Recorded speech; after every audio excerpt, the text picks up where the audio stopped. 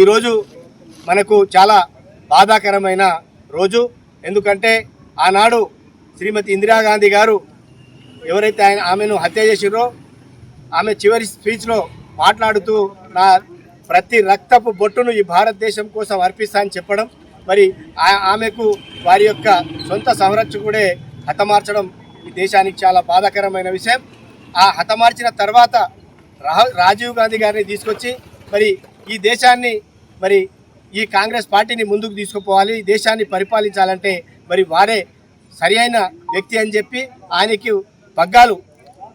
తల్లి మరణం తర్వాత పగ్గాలు అప్పచెప్పడం, భారత ప్రధానిగా చేయడం, మరి తదుపరి ఎన్నికల్లో ఆయన మంచి మెజారిటీతో మరి ప్రధానిగా గెలిచి ఈ దేశానికి ఎన్నో సంస్కరణలు చేసి మన దేశంలో ఎన్నో కార్యక్రమాలు చేయడం జరిగింది. అభివృద్ధి కార్యక్రమంలో ముందుండి మరి ఆ రోజు ఆ సంవత్సరాల్లో భాగంగా యువకులకు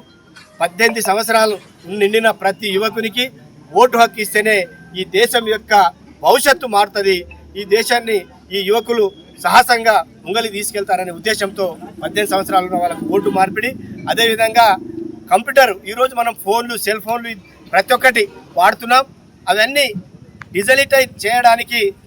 రాజీవ్ గాంధీ గారు ఆనాడు ఎన్నో ప్రయత్నాలు చేసి తీసుకొని రావడం వల్లనే ఈరోజు మనం భారతదేశంలో డిజిటల్ ఇండియా అని చెప్పి పేరు పెట్టుకొని మనం ముందరు సాగుతున్నాం. అదేవిధంగా 73, 74 రాజ్యాంగాన్ని సవరణ చేసి ఈ భారతదేశంలో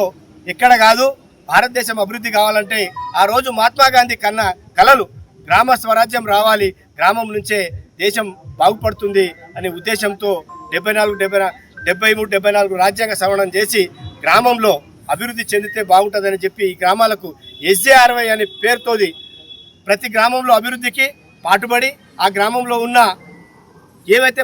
మనకు అవసరం ఉన్న మౌలిక సదుపాయాలు ఉన్నాయో మోరీలు కానీ, రోడ్లు కానీ, మరి ఇతరాత్ర కార్యక్రమాలు ఏమున్నా ప్రజల యొక్క సమక్షంలో ప్రజలు గ్రామ సభ పెట్టుకొని అక్కడ ఉన్న డబ్బు నేరుగా ఢిల్లీ నుంచి వచ్చే డబ్బును గ్రామ పంచాయతీకి తోలిచ్చి ఆ గ్రామ పంచాయతీలో కూర్చున్న ప్రజలే మరి అక్కడ ఉన్న సర్పంచ్ కానీ, గ్రామ పంచాయతీ మెంబర్ కానీ మరి గ్రామ సభల్లో పెట్టుకొని నిర్ణయించే అధికారం రాజీవ్ గాంధీ గారు ఆనాడు మనకు ఇచ్చిండ్రు. ఆ దాంతో ఈరోజు నేరుగా గ్రామ పంచాయతీలకు డబ్బు రావడం, మండల పరిషత్లకు, జిల్లా పరిషత్లకు డబ్బు రావడం, మరి అభివృద్ధిలో పాలు పంచుకోవడం జరుగుతుంది.